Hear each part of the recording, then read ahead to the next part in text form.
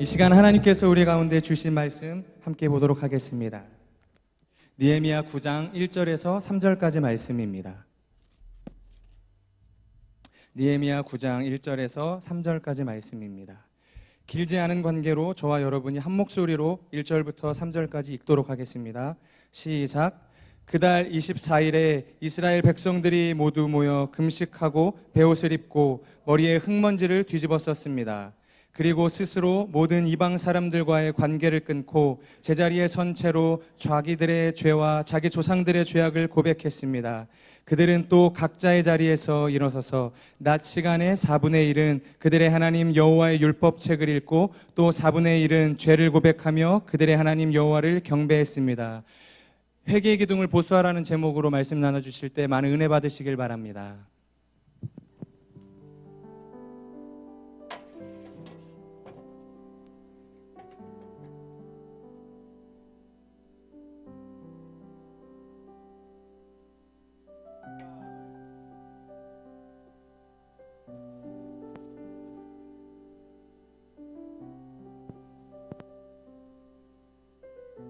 하나 둘 셋. 야, 잘 들리는군요. 그 옆 사람에게 다시 한번 인사해 주시겠어요? 의연하게 삽시다. 한 번 더 인사해 주시겠어요? 따뜻하게 삽시다. 아, 너무 따뜻하죠 지금 밖이. 한 번 이렇게 인사해 주시겠어요? 시원하게 삽시다. 네. 여러분 이번 주 어떻게 보내셨나요? 저는 그 집에 너무너무 더운 거예요. 그래서 에어컨을 이렇게 좀 켰더니 난생 이렇게 냉방병이 걸려 보았어요. 걸려 보니까 몸살처럼 이렇게 몸이 아프더라고요. 내 인생을 너무 따뜻하게 만드는 것도 너무 시원하게 만드는 것도 나를 아프게 할 수 있다는 걸 배웠습니다. 균형을 찾아가는 우리의 인생 속에서 때로는 내 인생이 외줄타기처럼 한쪽으로 치우칠 것처럼 위태위태하여도 언제나 나를 붙잡아 주시는 주님 안에서 평안하셨으면 좋겠어요. 옆 사람에게 다시 한번 축복합시다. 하나님은 당신을 붙들어 주십니다. 네, 너무 잘 오셨고요. 오늘 예배 처음 오신 분들 중에서도 이렇게 쑥스러워서 못 일어난 분들, 표시 못한 분들 계시리라 생각이 되는데, 예배가 끝나고 마음 가운데 이렇게 무빙이나 터칭이 있다면, 이렇게 마음속에 움직임이 있다면, 예배 끝나고 뒤쪽에 저희가 새 가족은 이쪽으로 오세요 팻말 들고 있을 거거든요. 거기로 가시면 더 큰 은혜가 있을 거라고 생각이 됩니다. 오늘도 큰 은혜 있으셨으면 좋겠고요. 가슴에 손을 얹고 스스로를 축복하고 은혜를 나누도록 하겠습니다. 저를 따라해 주시겠어요? 하나님은 나를 사랑하십니다.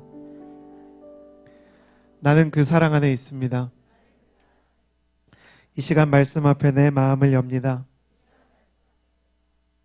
나는 절대로 이전과 같지 않을 것입니다. 아멘. 9월이 되면 이제 우리나라는 2학기가 시작되죠. 미국이나 캐나다에서는 9월부터 첫 학기가 시작이 됩니다. 첫 학기가 시작이 되면 하는 일 중에 하나가 이제 오리엔테이션을 하는데요. 신입생들이 9월 달에 쭉 이 아이비리그의 한 학교에 입학을 했을 때 한 교수가 축사를 하게 되었습니다. 심리학을 전공한 교수가 이렇게 컵을 들고 나오니까 사람들이 뻔한 이야기를 하겠다. 아이비리그에 머리 좋고 잘난 학생들이 얼마나 이 강의 내용을 맞추려고 노력을 하겠어요. 그러면서 그런 걸 생각했습니다. 컵에 물이 반이나 남았네. 컵에 물이 반밖에 안 남았네. 이런 유치한 긍정의 힘 이야기 안 했으면 좋겠다. 근데 교수가 그러는 거예요. 이게 물컵을 들고. 이 물컵의 무게가 얼마나 될 것 같습니까? 그러니까 학생들이 저마다 250g입니다. 500g입니다. 각자의 소견에 따라서 의견을 내기 시작했어요. 그러니까 교수가 그러는 거예요. 맞습니다. 솔직히 저도 재본 적이 없습니다. 그러니까 학생들이 기분이 나빴어요. 자기도 정답이 뭔지도 모르는 문제를 냈단 말입니다. 어찌됐든 중요한 건 이 물컵이 그렇게 무겁지 않다는 겁니다. 누구나 들 수 있고 3살짜리 어린아이도 충분히 들 수 있는 정도의 무게죠. 근데 만약에 이 물컵을 어딘가에 내려놓지 않고 12시간, 24시간, 48시간씩 들고 있다면 그 사람의 팔이 과연 정상일 수 있을까? 여러분 한번 생각해 보세요. 이 물컵이 별로 무거운 게 아닌데 이거를 12시간, 24시간, 48시간씩 들고 있으면 그 사람의 팔이 정상일 수 있을까요? 그 사람의 팔은 정상일 수가 없는 거예요. 학생들이 근섬유가 망가지고 조직 하나하나, 세포 하나하나가 고장날 거라는 매우 아이비리그 학생 같은 대답을 하니까 교수가 그렇게 말했어요. 맞습니다. 작은 무게 때문에도 몸이 고장날 수 있습니다. 마찬가지로 우리의 마음도 이와 같습니다. 우리는 그런 착각을 합니다. 사람의 마음을 무너뜨리는 것은 큰 문제일 것이다. 그러나 매우 작은 문제에도 그 문제를 적절히 해결할 수 있는 힐링의 테이블이 없다면, 그 사람에게 치유의 시간과 치유를 경험할 수 있는, 대화할 수 있는 사람이 없다면 아주 작은 문제에도 쉽게 무너지고 망가질 수 있는 것이 사람의 마음입니다. 그러니 학생 여러분, 이곳에서 공부하는 동안 당신 스스로 겪고 있는 문제들이 비록 작아 보일지라도 그 문제를 적절히 해결할 수 있는 시간을 가지시길 바랍니다. 저는 그게 굉장히 영적으로 들렸어요. 오늘 저랑 저희 아들이 같이 교회를 왔는데요. 그 이틀 뒤면, 저희 아내도 같이 왔어요. 이틀 뒤면 그 둘째가 태어나는 상황입니다. 아내가 마지막으로 예배드리고 싶다고 이제 저랑 아내랑 아들이랑 그 뱃속에 있는 아이까지 이제 네 식구가 예배를 드리러 오게 된 거죠. 예배를 드리러 오기로 생각을 했는데 어젯밤이랑 오늘 아침에 저랑 아들이 쌍으로 너무 아픈 거예요. 그래서 이걸 어떻게 해야 되나 고민을 하다가 아들이랑 이렇게 그 365일 쉬지 않고 하는 병원에 가서 진료를 받았어요. 저는 냉방병으로 인한 몸살이었고요. 너무 과하게 에어컨을 쐬가지고, 그리고 아들은 이렇게 폐렴으로 번질 수 있는 그런 상태였어요. 병원에 갔더니 의사 선생님이 굉장히 이렇게 따뜻하고 말씀을 잘하시는 분이에요. 동네에서 유명해요. 근데 그 선생님이 저한테 그래요. 크리스천인지 아닌지 모르겠지만 굉장히 영적인 메시지로 들렸어요. 저 아버님, 병을 키운다는 말이 있죠. 병은 바이러스 때문에 생기지만 그 병을 키우는 건 사람입니다. 근데 병 키우는 거는 만병이 다 하나 때문에 생겨납니다. 방치입니다. 방치. 병을 그대로 방치해 놓으면 작은 병이 큰 병 됩니다. 한 번, 두 번은 면역력으로 이겨낼 수 있지만 계속 몸을 혹사시킨다면 이거는 망가질 수밖에 없는 겁니다. 그러니까 종종 우리나라는 의료보험제도도 잘 돼 있으니까 병원에 오셔서 그 진료도 받으시고, 저 약간 뒤로 가면서 이게 병원에 자주 오라는 이야기라고 생각이 됐지만 그럼에도 불구하고 중간중간 점검을 받으세요라는 이야기가 굉장히 마음에 와닿았어요. 여러분, 육체도 그렇고 마음도 그렇고요. 영혼도 그래요. 여러분, 다윗에 대해서 알고 계시죠? 교회를 잘 다녀보지 않은 분들도 데이빗이라는 이름은 알고 있을 거라고 생각이 됩니다. 데이빗, 다윗 왕. 이스라엘 사람들이 가장 역사상 훌륭한 왕으로 생각하는 사람 아닙니까? 근데 그 사람이 해서는 안 되는 짓을 했는데 유부녀를 보고 반한 거예요. 왕들이 다 전쟁에 출정해야 되는 시기에 이제 열정이 좀 떨어져서 자기 혼자 나가지 않고 옥상에 올라갔어요. 옥상에 올라갔는데 저기서 샤워하는 여자가 보였대요. 원문을 보면 한 2km에서 4km 떨어져 있는 거리거든요. 그러니까 그게 여자라는 것이 약간 확실치 않은 수준의 그 어떤 것을 보고 마음에 정욕이 일어난 거예요. 그러니까 그 여인의 어떤 잘못은 없어요. 다윗이 자기의 내면이 그만큼 무너져 있었던 거죠. 저 여자를 데려와라. 그래서 왕의 힘을 가지고, 왕의 권력을 가지고 그 여자와 동침을 합니다. 그리고 아무 죄도 없었던, 전쟁터에 나가 있었던 충실한 우리야라는 사람을 사지에 몰아넣어서 죽게 만들죠. 사람들은 다윗의 인생에서 벌어졌던 이 가장 큰 성 스캔들, 이 가장 큰 살해 스캔들이 다윗의 인생에 가장 큰 오점을 남겼다고 생각하고 그 행위 자체에 주목하지만 더 중요한 게 있어요. 더 중요한 거. 그 행동보다 더 중요한 건 뭐였냐면 다윗이 그 행동이 일어난 뒤에 거의 1년 동안 회개하지 않았다는 거예요. 다윗이 잘못을 하고 죄를 범한 것도 너무너무 심각한 문제지만 그 심각한 문제가 일어났을 때 하나님 앞에 돌아가지 않고 적절한 회개의 테이블과 하나님의 테이블 위에 자신의 문제를 내려놓지 않고 자기 영혼을 방치한 지가 1년이 지나가고 있었어요. 보다 못한 하나님이 두 사람의 관계 속에서 아이가 생겼는데요. 이 아이가 태어날 때 즈음해서 선지자를 보내죠. 그러니까 정확히 1년은 아니고 한 9개월에서 10개월 정도를 하나님과의 영적인 소통을 끊은 거예요. 그러나 여러분, 교회를 다니시던 안 다니시던 성경에 대해서 알던 모르던 한번 생각해 보세요. 이스라엘은 온 국민이 여호와 하나님을 섬기는 나라였고 왕은 온 백성 앞에서 하나님을 섬기는 신앙의 표본이 되었어야 하는 의무를 가지고 있는 나라입니다. 그 왕이 중요한 절기들마다 그 행사에 얼굴을 비추지 않았을까요? 다윗이 범죄를 저지르고 하나님 앞으로 돌아오기 전 10개월까지 그가 유월절이나 초막절이나 칠칠절이나 대속죄일에 하나님 앞에 예배드리러 가지 않았을까요? 갔을 거예요. 하나님과는 관계를 끊어도 하나님을 믿는 자신의 모습을 백성에게 보여주기 위해서라도 그는 예배드리는 왕의 표본과 모델을 보여주기 위해서 예배 자리에 참석했습니다. 그러나 그는 예배를 드리고 매번 하나님 앞에서 백성들을 축복하고 자기 자신의 신앙을 고백하는 그 자리에서도 사실은 하나님을 외면하고 있었어요. 여러분, 이 저녁에 특별히 신앙생활을 일정 기간 이상 하셨던 분들에게 묻고 싶습니다. 여러분은 정말 하나님과 소통하기 위해서 예배에 오셨습니까?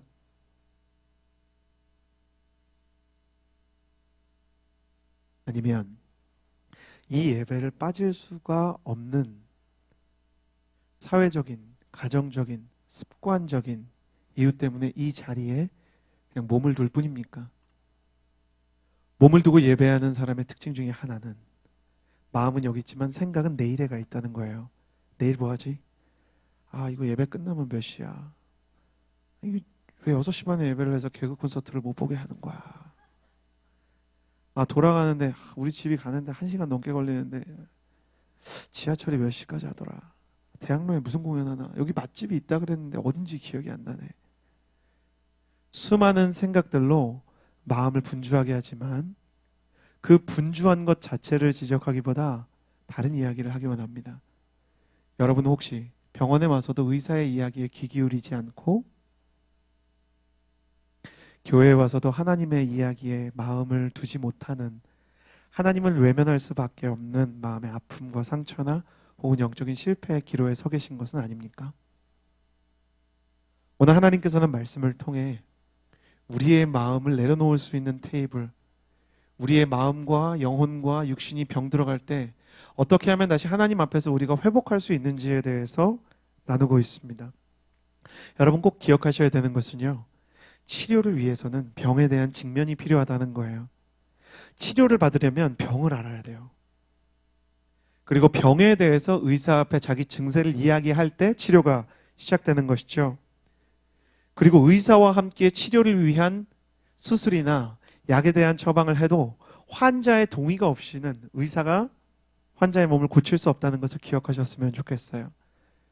그래서 우리의 영혼인의 의사가 되시는 하나님 앞에 내 마음을 열고 잠깐 앞에서 선포되는 말씀에 귀를 기울이고 내가 저것을 정말 집중해서 듣겠다는 마음으로 한번 따라와 보시면 하나님께서 우리 모두에게 회복의 길을 여시리라 생각이 됩니다. 영혼의 의사이신 하나님께서 우리의 영혼을 치료하기 시작할 때 어떤 일이 일어날까? 우리 1절 말씀을 같이 한번 읽어보았으면 좋겠습니다. 1절 같이 한번 읽겠습니다. 시작. 그달 24일에 이스라엘 백성들이 모두 모여 금식하고 베옷을 입고 뒤집어 썼습니다. 1절에 이스라엘 백성들이 이제 그 성벽을 건축하고요, 사람들이 다 모여서 하나님의 말씀을 듣다가 뭐가 생겼냐면 자기가 잘못 가고 있다는 생각이 들기 시작했어요. 사람이 치료를 받으려면 뭐가 제일 먼저 작용을 하고 반응을 해야 되는 것일까요? 사람이 몸이 무너지고 마음이 무너져서 마음과 몸이 병들었을 때 그 사람이 어떻게 하면 치료를 받을 수 있을까요? 첫 번째는 뭐냐면 내 몸과 마음에 이상이 생겼다는 것을 인정하는 거예요. 통각이 반응을 해야 돼요. 여러분, 세상에서 가장 무서운 질병들 중에 하나는 뭐냐면 통각이 마비되는 병들이에요. 제가 들었던 병 중에 육체에서 수분이 계속 빠져나가는데도 목마름을 느끼지 못하는 병에 대해서 들어보았어요. 굉장히 특이한 병인데 사람이 목이 말라가는데도 자기가 목마르는 것을 자각하지 못하는 거예요. 언제 물을 마셔야 할지, 언제 수분을 섭취해야 될지 모르기 때문에 물 마시는 것을 까먹은 사람들은, 주기적으로 체크를 하지 않는 사람들은 눈물이 마르거나 입안이 마르거나 심지어 혈관에 필요한 수분이 공급되지 않아서 혈액에 문제가 생기는 일들이 있다고 합니다. 사람은 통증을 싫어하고 두려워하지만 통증이 있기 때문에 사람은 자기 몸에 이상이 생긴 것을 알 수 있어요. 마음과 영혼도 마찬가지예요. 내 마음에 찾아오는 통증, 내 영혼에 찾아오는 두려움과 고통들을 우리는 좋아하지 않아요. 누가 고통을 좋아하겠어요? 그러나 오늘 저와 아들이 몸에 이상이 있다는 것을 알지 못했다면 병원에 가서 아이가 폐렴으로 진행될 수 있는 상태에서 그것을 막고 아이에게 적절한 치료를 할 수 있었을까? 그런 측면에서 본다면 통증은 치료의 시작이에요. 하나님의 말씀이 선포되는 동안 회개를 꼭 하려고 한 것은 아니었지만 이스라엘 백성이 영적인 통증을 회복하기 시작했어요. 영적인 슬픔과 영적인 아픔을 느끼기 시작했죠. 만약 여러분이 여러분의 마음 가운데 하나님으로부터 소외된 어떤 영적인 외로움이나 아니면 인간관계에서 찾아오는 마음의 통증이나 여러분의 마음 가운데 찾아오는 근심이나 걱정으로 여러분의 마음이 어두워지고 있다면 오히려 기뻐하시길 바랍니다. 그것을 느낄 수 있다는 것 자체가 영혼의 통각이 살아있다는 것이고, 영혼의 통각이 살아있는 사람은 결국 의사 앞에서 자기의 증상을 이야기할 수 있는 계기를 마련할 수 있어요. 그러면 그 계기와 함께 치료는 시작되는 것입니다. 고통은 우리를 두렵게 하고 주눅들게 하지만 그 고통 가운데 우리는 그 고통으로 인한 치료의 역전 드라마를 쓸 수 있는 것입니다. 나는 여러분이 느끼고 있는 모든 고통과 모든 아픔과 모든 외로움과 두려움 속에서 오히려 치료의 길을 발견하는 사람들이 되기를 주님의 이름으로 축복합니다. 네, 이런 때 아멘 하시는 거예요. 옆 사람한테 이렇게 축복해 주시겠어요? 반응하는 자는 복이 있나니. 네, 여러분 연애도 그렇고요. 영적인 것도 그렇고 반응이 중요합니다. 여러분 다시 한번 축복할게요. 여러분의 모든 통증 가운데 오히려 치료의 길이 열리게 되기를 주님의 이름으로 축복합니다. 아멘. 하나님께서 그렇게 통증을 열기 시작하셨어요. 그러자 그들이 온전한 회개의 표본들을 보여주는데 오늘 말씀을 통해서 온전한 치료의 회개의 길 세 가지를 나누기를 원합니다. 첫 번째, 2절 말씀을 같이 한번 읽어보았으면 좋겠습니다. 2절 같이 읽겠습니다. 시작. 그리고 스스로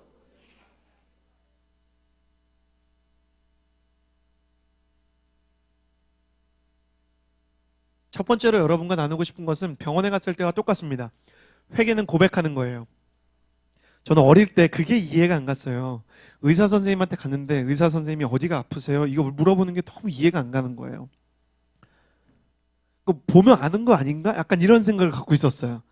그래갖고 어릴 때 아빠랑 같이 병원 갔다가 돌아온 길에 굉장히 혼난 적이 있어요. 의사 선생님이 어디가 아파요? 근데 제 의사 선생님에 대한 초등학교 2학년 때였는데 신뢰가 부족했던 거예요. 그래서 이렇게 말했어요. 맞춰보세요. 의사 선생님이 얘는 뭔가. 그래서 아빠가 너 한 번만 더 병원 가서 맞춰보라 그러면 혼난다고. 의사 선생님이 좋은 분이었어요. 어디 보자 그러더니 열을 재고 막 청진기를 대고. 의사 선생님 좋은 분이었어요. 왜 의사 선생님도 굉장히 사무적인 분이 있고 재밌는 분이 있잖아요. 오늘 만난 분도 재밌고 따뜻한 분이었는데 너 감기 걸려서 왔구나. 제가 막 비슷한데 아니에요. 막 그러면 딴 거 얘기하고 막 그래가지고 의사 선생님이 적절한 처방을 해주셨던 거 기억이 납니다. 근데 무언가를 고백하는 것 자체가 참 어려운 것 같아요. 무언가를 잘못을 인정하는 것 자체가 참 어려운 것 같아요. 어쩌면 그걸 알아차리는 것도 참 쉽지 않은 것 같다 생각이 듭니다. 형제 여러분, 연애를 위해서 하나의 중요한 팁을 알려드립니다. 기억하시고 마음속에 심령 속에 기록하셔야 되는데, 여자는 절대로 남자의 실수를 잊어버리지 않습니다. 여자는 남자의 실수를 잊어버리지 않고 그것을 공식화합니다. 한 번 실수하고 두 번 실수하면 그 실수 속에서 패턴을 유추합니다. 이 남자는 이런 것이 있다. 마음속에 이러한 잘못된 요소가 있을지도 모른다는 것을 그녀의 친구들과 순모임을 통해서 묵상을 통해서 나누고 쉐어하고 그 패턴을 찾아내는 멘사 회원 같은 추리력을 가진 존재들입니다. 남자가 실수를 하면 여자가 이렇게 이야기할 때가 있어요. 이거 봐. 내가 한두 번 가지고 이런 이야기 하는 게 아니야. 그럼 남자는 뭔가 느끼죠. 그러면서 왜 그래? 그러면 이거 봐. 남자는 일단 이 순간을 모면해야 되겠다는 생각을 합니다. 남자는 보통 뭐라 그러죠? 미안해. 여자는 뭐라 그러죠? 뭐가 미안한데? 그렇죠. 다 하잖아요. 다 똑같은 거예요. 2000년 전에도 이런 패턴이 있었다는 거를 심리학자들이 밝혀냈거든요. 그리스 시대에도 그랬던 거예요. 뭐가 미안한데? 그럼 남자는 모릅니다. 모르는데 미안하다고. 뭐가 모르는지 모르는데 어떻게, 뭐가 잘못했는지 모르는데 어떻게 미안하다고 말할 수 있어? 그 마음이 하나님의 마음과 유사합니다. 우리는 하나님 앞에 가서 하나님 잘못했습니다 라고 말합니다. 뭘 잘못했는지에 대해서 생각하지 않아요. 무엇이 잘못된 것인지에 대해서 고백하지 않아요.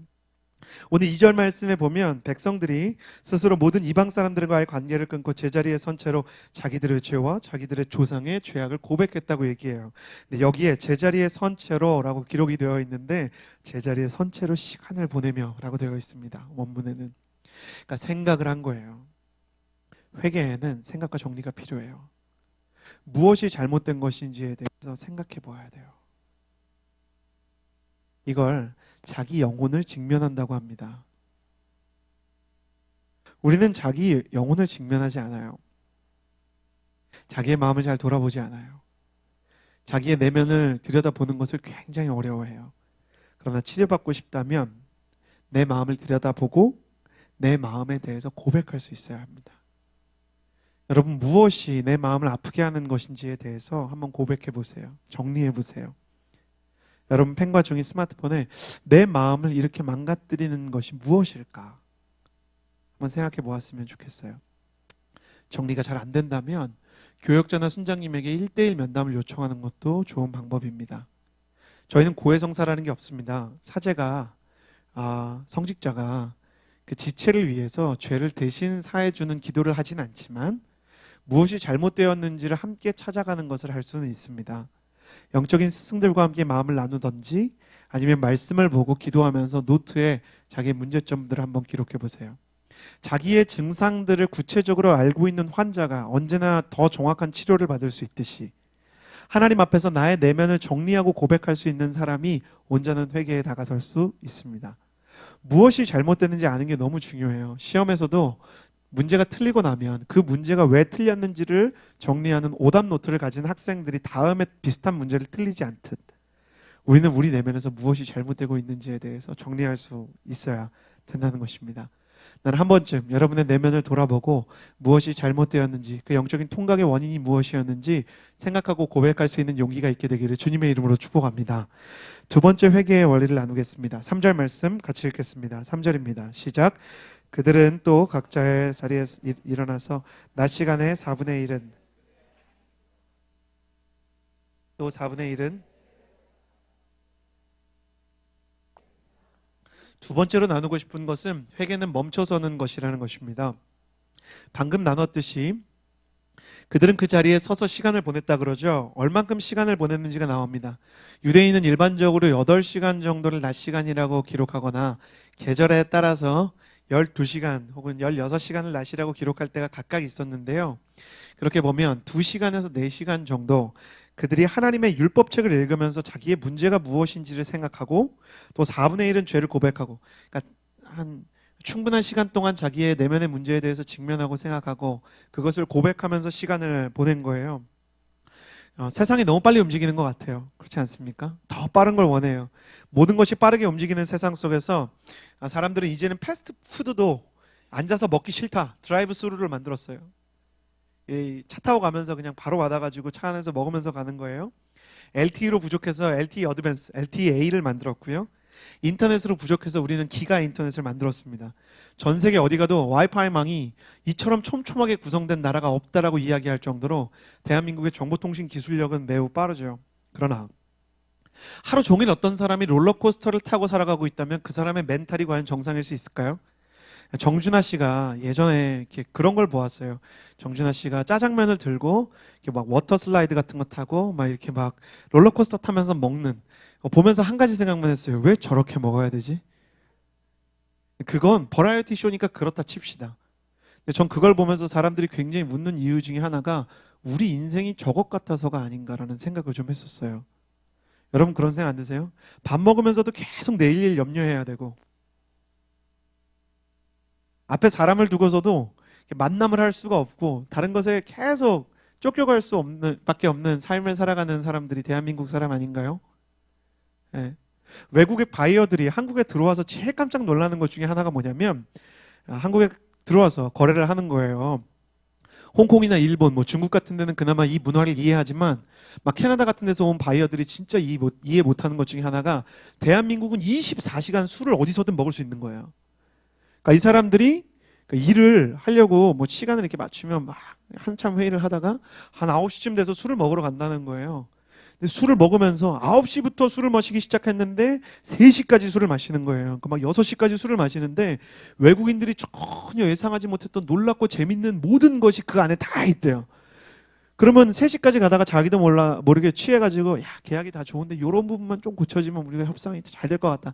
자기 안에 있는 카드를 다 열면 3시까지 술 마시던 사람이 다음날 아침 6시에 기획서를 고쳐오는 나라가 대한민국이래요. 분명히 자기랑 새벽 3시까지 고주망태가 될 때까지 술을 먹었는데 이 사람이 오타 하나 없이 어떻게 계약서를 만들어 왔나. 그걸 우리 민족은 자랑으로 여기면서 살았습니다. 여러분 근데 이게 자랑인가요? 이게 캐나다나 영국 이런 데서는 세상에 이런 일이 나와요. 어떻게 이런 일이 있을 수 있냐. 한국 사람들은 뭔가 좀 이상하다. 그리고 sick, 아프고 뭔가 비정상이다. 우린 그런 세상에서 살고 있어요. 멈추지를 못해요. 도저히. 무언가에 이렇게 이게 막 드리븐 되지 않으면 오히려 불안하게 생각해요. 할 일 없는 걸 두려워하고 자기 마음을 들여다보는 거를 굉장히 두려워합니다. 근데 축구에서도 이기려면 반드시 하프타임 때 전략을 잘 짜야 돼요. 스티브 잡스도 창의력을 위해서 뭐가 제일 중요하냐라고 묻는 질문에 여러 가지가 있는데 가장 중요한 것 중에 하나는 브레이크. 잠깐 멈춰보는 거라 그랬어요. 여러분의 내면을 들여다볼 수 있는 멈추는 시간을 만드셨으면 좋겠어요. 하나님과의 소통을 위해서, 사람과의 소통을 위해서 하루에 한 15분만 핸드폰 꺼보는 거예요. 솔직히 저도 잘 못합니다.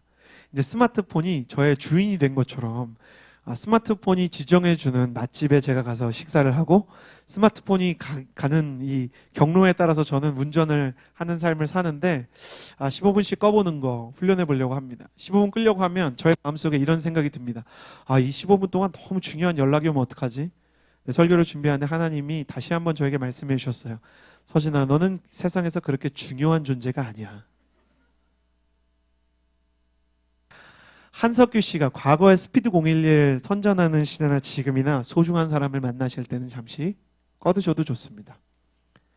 잠깐 산책할 수 있는 여유, 잠깐 걸을 수 있는 여유, 잠깐 티타임을 가질 수 있는 여유, 여러분의 삶에 한번 만들어 보는 게 어떨까요?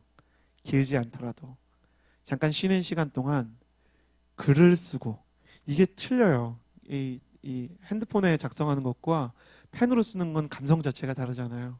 글을 써보고 공원에 나가보고 자기 내면을 돌아다 보면 분명히 하나님께서 나에게 말씀하시는 어떤 사인들을 발견할 수 있을 겁니다. 한번 생각해 보시겠어요?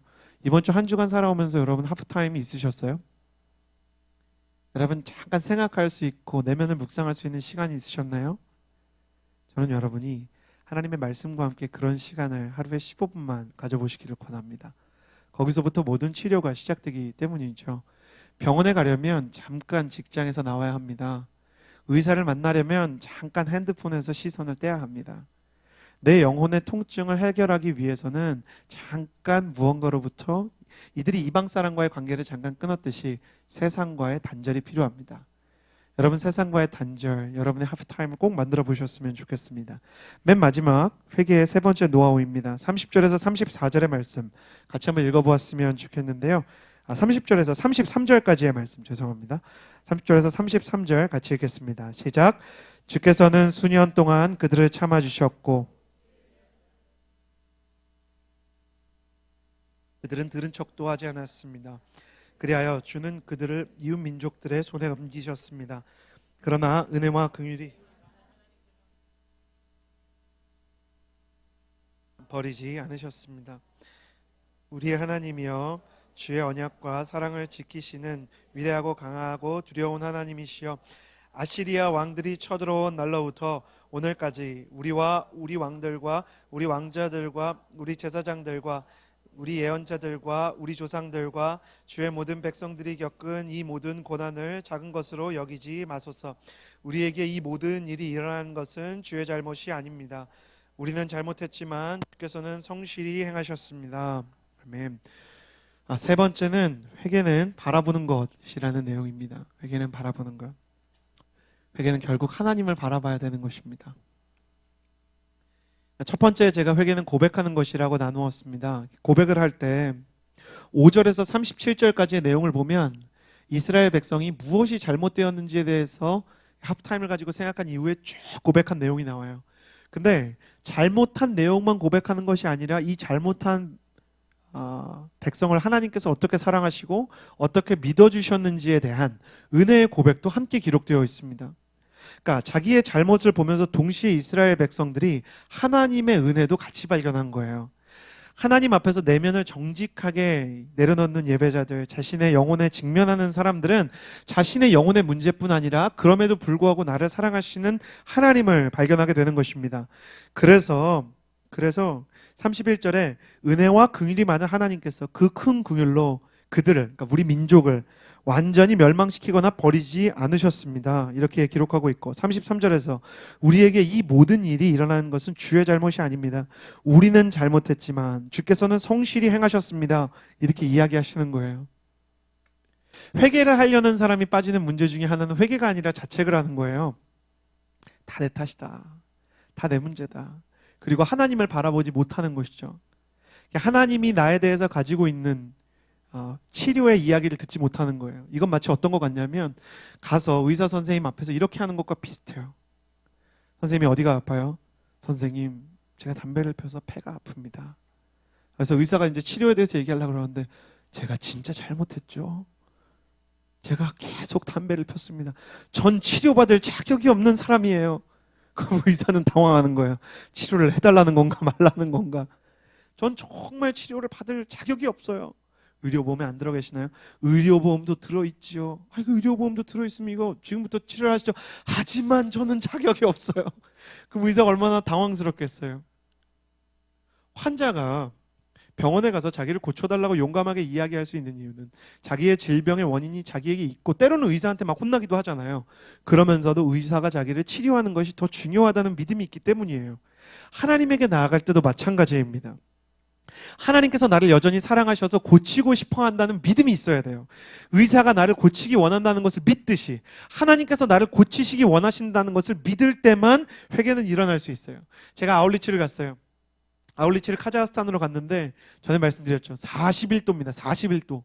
막 42도 이래요. 조금 시원하면 막 34도. 34도면 막 선선한 저녁. 막 산책하기 좋은 날씨. 막 저녁이 막 해줬는데 막 34도예요. 근데 막 41도에 이렇게 막 나가서 막 이제 노방전도를 하기로 했어요. 놀라운 건 버스가 어느 곳 하나 이렇게 그 에어컨이 나오지 않는 거예요. 에어컨이 나오지 않는 버스에 검은색 커튼도 쳤어요. 왜 검은색인지 모르겠어요. 검은색도 쳤어요. 이 버스가 약간 찜질방 같은 느낌이 나요. 근데 타고 한 40분을 가서 동서울 버스 터미널 같은 데로 가서 저희한테 선교사님이 가라고 말씀하신 지역에 버스를 타려고 하는데 밥부터 먹어야겠다. 점심시간이 돼서 점심을 시키러 갔는데 점심이 안 나오는 거예요. 한국 사람들이 제일 화가 날 때가 주문했는데 음식 안 나올 때잖아요. 3명이 3개 시켰는데 하나 주고 다 줬다는 표정으로 자꾸 쳐다보는 거예요.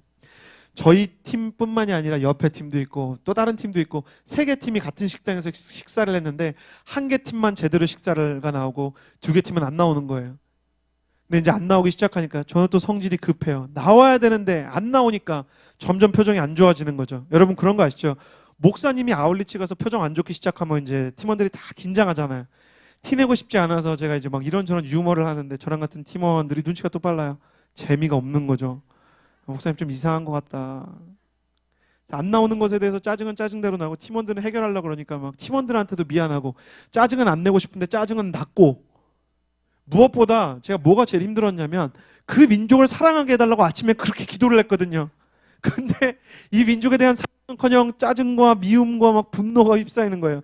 음식 늦게 나오는 것 때문에. 음식 늦게 나오는 것 때문에 막 짜증이 나는 나도 싫고 막 이래가지고 막 어떻게 해야 되나 어떻게 음식을 먹고 나왔어요. 하나님 왜 나에게 이런 시험을 주십니까? 마음 가운데 막 화가 난 상태로 이제 다른 지역으로 가야 되는 버스를 탔어요. 근데 버스를 탔는데 그 전날 문화 전도 집회 할 때 저희한테 장소를 빌려주었던 예식장을 저희가 빌려서 썼는데 그 예식장 매니저가 저희 앞자리에 앉아 있는 거예요. 그래가지고 그분이랑 이야기를 하게 되고 그분 집에 가서 복음을 전하게 됐어요. 계속 우리의 계획은 틀어졌어요. 복음을 전하러 가는 건 또 좋았는데 선교사님이 안전 문제로 제발 물놀이는 하지 말아달라 그랬는데 그 집에 있는 딸들 둘이, 또 예쁜 딸 둘이 호수에 수영을 하러 간다는 거예요. 근데 저랑 같이 간 팀원들이 간절한 눈빛으로 목사님 수영 안 할 테니까 저희 호수에 좀 따라가면 안 돼요? 저는 불안했지만 따라갈 수도 없어요. 왜냐면 왠지 수영복을 준비하지도 않았는데 이걸 벗고 들어가면 제가 복음을 전하러 간 상태에서 다른 영적 싸움을 해야 될 것 같아서 그들만 호수로 보냈는데 카톡이 오는데 가까운 호수가 아닌 것 같아요. 한 30분 차를 타고 가야 돼요. 30분 저랑 차로 떨어진다고 생각하니까 마음은 또 막 불안하고, 그리고 아주머니랑 둘이만 집에 있는데 요셉과 그 보디발의 아내의 사건이 막 생각이 나고, 이 아주머니가 설마, 제가 약간 이상한 왕자병이 있는 것은 아니고요. 제가 약간 언제든지 조심해야 된다는 생각이 있었거든요. 막 여러 가지로 막 이거는 복잡한 거예요. 거기다가 제가 매뉴얼에 카자흐스탄 말이 쓰여진, 그러니까 카자흐스탄 말로 하나님 당신을 사랑하십니다, 그런 거 다 써 있는데, 뭐 당신 집에 가도 되나요? 뭐 이런 거 다 써 있는데, 문제는 뭐냐? 제가 카자흐스탄 말은 할 수 있지만 그가 하는 말은 알아들을 수가 없는 거예요. 대화도 어렵고. 야, 이거 어떻게 해야 되나? 모든 계획이 다 틀어지는 거예요. 저는 계획적인 인간이 아님에도 불구하고 그 상황들이 너무너무 힘겨웠어요. 계획적인 사람들은 하나님 믿는 게 오죽 힘들까? 막 마음이 너무너무 힘들기 시작했어요. 그런데 하나님이 갑자기 이렇게 영감을 주시는 거예요. 구글 번역기가 있다. 설마 이게 한국말이랑 카자흐스탄 말도 될까? 되는 거예요. 그래가지고 줘서 자판을 카자흐스탄 말로 바꿔서 주면 그분이 카자흐스탄 말로 치면 좀 문법이 이상하지만 한국말로 오는 거예요. 그러니까 우리가 정말 조용한 가운데 핸드폰이 왔다 갔다 하면서 서로 말은 없지만 대화를 나누기 시작했고, 요셉 사건에 대해서 긴장하고 있었던 저를 위해 하나님께서 동네 아주머니 한 분을 더 보내주셔서 약간 안전하다는 마음이 생기기 시작했어요. 근데 이야기를 나누다가 점점 진지한 데로 가는 거예요. 당신은 어디서 왔냐? 한국에서 왔다. 당신네는 참 잘 웃는다. 아우, 카자흐스탄 사람들도 너무 친절하다. 이런저런 이야기를 나누다가 깊은 데로 가는 거예요. 그래서 당신은 무슬림입니까? 이슬람 신자입니까? 나는 무슬림 신자긴 한데 독실하진 않습니다. 내가 예수님 얘기를 해도 됩니까? 약간 정적이 흘렀는데 괜찮다는 거예요. 그래서 예수님 얘기도 하고 그러는데 제가 무슨 하나님에 대해서 뭐라고 설명을 할까 그러다가 요셉 이야기를 계속 생각하고 있었잖아요. 그래서 우리 하나님은 꿈의 하나님이시다. 꿈을 이루어준다. 당신의 꿈은 뭐냐? 그랬는데 돌아온 답변에 적혀있는 글을 보고 제가 굉장히 마음이 아팠어요. 내 두 딸은 나와 같지 않기를. 나의 두 딸은 나와 같은 삶을 살지 않기를. 그게 꿈이라는 거예요. 그래서 제가 그때부터 마음이 너무 쓰여가지고 그 정도로 커뮤니케이션이 된다는 것 자체도 감사하고, 지난 시간을 돌아보니까 식당에서 딜레이가 되지 않았다면 내가 이 사람 만났을까?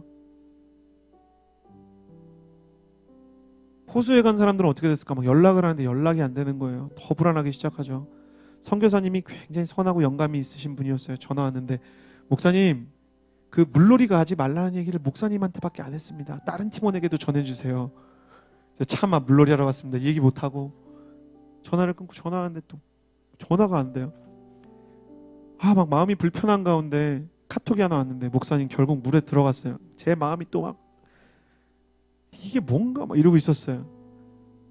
근데 30분 동안 차를 타고 가는 그 먼 곳에 가서 수영도 하고 어떻게 하라는 건가? 근데 하나님이 물 속에 들어가는 동안 친하게 해주셔서 그 친구들도 막 물에 빠뜨린 거거든요. 저희 팀원들을. 저만 기분이 나빴던 게 아니고 저희 팀원들도 물에 들어가기 전 사진과 물에 들어간 후 사진이 완전히 달라요. 물에 들어간 후의 그 사진은 이민족을 향한 미움과 분노와 영적인 싸움을 하고 있는 어두움의 표정들이 있어요. 그러나 하나님은 물속에 들어가서 그들과 함께 어울리고 다시 차를 타고 30분 와야 되잖아요. 그 시간 동안 자기들을 위해서 물에 빠지고 놀아준 친구들의 예수님 이야기를 들어주기 시작한 거예요. 모든 게 하나님의 손바닥 안에 있었어요. 근데 하나님이 참 너무 서프라이즈를 좋아하세요. 처음부터 말씀을 하시지, 과정 중엔 얘기 안 하시고 일이 다 진행되고 나니까 하나님 뜻인 거예요. 여러분 삶이 그래요. 어느 시점까지 가기 전에는 하나님의 뜻이 뭔지를 모르고 가요. 기억하십니까? 아브라함이 하나님의 부르심을 따라서 갔을 때 갈 바를 알지 못하고 갔다고 하잖아요. 그럼에도 불구하고 나는 하나님의 계획도 모르고 짜증만 내고 자책을 하면서 내 자신을 괴롭혔지만 하나님은 그래도 나를 통해서 일하시는 계획을 성실하게 이행하고 계셨어요. 이게 우리 하나님이에요. 너무 멋있으신 것 같아요. 나는 신실하지 않아요. 난 하나님 안 믿어요. 근데 하나님은 나를 믿으세요. 나는 하나님의 계획을 신뢰하지 않아요. 그래도 하나님은 하나님의 계획대로 나를 이끌어 가시는 거예요. 나의 두 딸은 나와 같지 않기를. 그 지점에서 저는 모든 게 해결됐어요. 그래, 하나님의 뜻이다. 하나님께서 이 이야기를 나로 보게 하시려고 내가 아침에 이 민족을 사랑하게 해주십시오라는 기도를 그때까지 응답받지 못했지만 나의 두 딸은 나와 같지 않기를이라는 문자를 보자마자 저는 그 가정을 사랑하지 않을 수가 없었어요. 하나님, 이 어머니의 기도를 들어주십시오. 하나님, 이 두 딸의 인생을 붙잡아 주십시오. 하나님, 식당이 늦을 수 있습니다. 버스가 더울 수 있습니다. 그래도 그 모든 것을 통해서 사람을 만나게 하시고 하나님의 복음을 전파하신 하나님께서 이 사람들의 인생 가운데도 여러 난관이 있고 여러 지연되는 시간들이 있겠지만 그래도 하나님의 계획이 이루어지는 일이 있게 하여 주시옵소서 기도하게 되는 거예요. 우리가 실수를 해요. 짜증을 내요. 분노를 해요. 미워해요. 상처받아요. 우울증에 시달려 있어요. 하나님을 외면해요. 그럼에도 불구하고 자책하지 말아야 되는 이유는 하나님은 여전히 자책하고 있는 나를 위해서 일하고 계시기 때문이에요. 하나님은 여전히 하나님을 믿지도 않는 하나님과의 소통을 끊어버린 자녀들과 소통하기를 원하시기 때문이에요. 나를 바라보면 나는 넘어질 수밖에 없어요. 결국 회개를 위해서 가장 중요한 것은 나는 하나님이 필요합니다라고 말할 수 있는 용기입니다. 나는 하나님이 필요합니다. 가끔 우리는 그런 생각을 해요. 아무도 나한테 다가오지 않았으면 좋겠다. 나의 망가지고 고장나고 어두운 모습을 누가 보지 않았으면 좋겠다. 나에 대해서 몰랐으면 좋겠다. 내 인생에서 나에 가까이 왔다가 나의 어떤 모습들을 보고 실망해서 돌아간 사람들처럼 이제는 더 이상 그런 사람들이 없었으면 좋겠고 하나님도 나한테 실망하지 않았으면 좋겠다. 그래서 난 혼자 있고 싶고 나는 누군가 내게 다가오지 않았으면 좋겠다는 생각을 해요. 그러나 사람들이 전부 실망할 때 하나님은 나에게 여전히 실망하지 않으세요. 우리가 너한테 실망했다라고 무언의 눈빛을 보내는 사람들과 무언의 메시지를 보내는 세상 속에서 사실은 나에게 실망했다는 사람들에 대한 미움보다 그래 나도 나한테 실망했다라고 스스로에게 자책할 때 하나님은 너한테 실망할 필요 없어. 난 너에 대해서 아직도 기대하고 믿어 라고 이야기하시는 음성에 귀를 기울이시기를 원하세요. 모두가 나를 떠날 때 나는 너를 떠나지 않을게 라고 약속하세요. 예수님께서 이 땅에서 하늘을 향해서 올라가실 때 유언처럼 남기셨던 지산명령의 마지막은 볼지어다 내가 세상 끝날까지 너와 함께 있을 것이다. 네가 연약해도 부족해도 네가 실패해도 네가 나의 일을 너의 감정 때문에 너의 성질 때문에 그르칠 때도 난 널 떠나지 않아.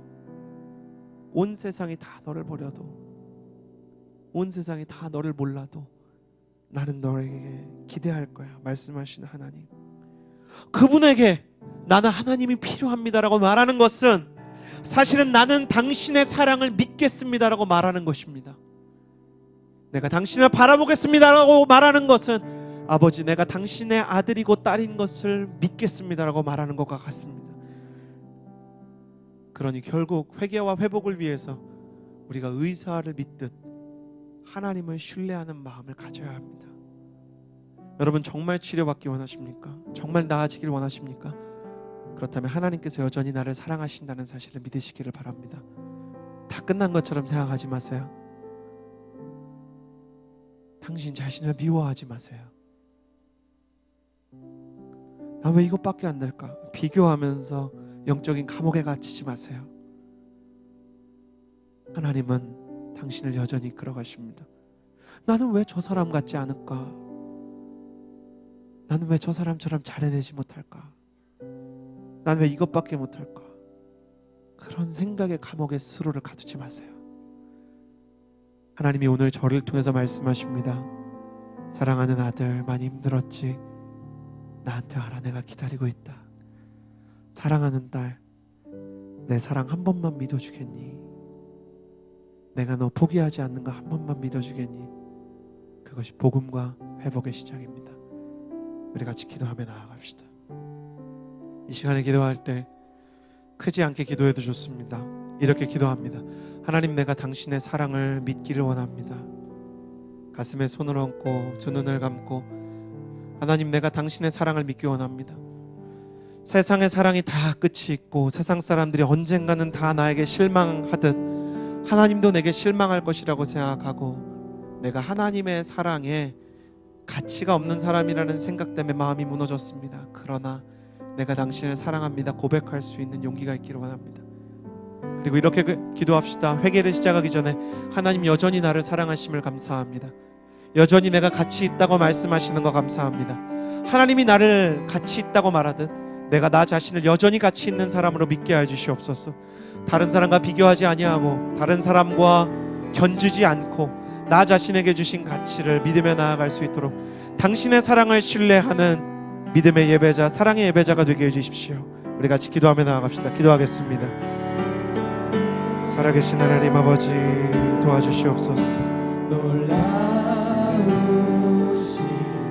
모든 이름 하나님의 사랑을 믿게 하여 주시옵소서. 하나님의 마음을 신뢰하게 하여 주시옵소서. 내가 하나님에게 충분한 것들로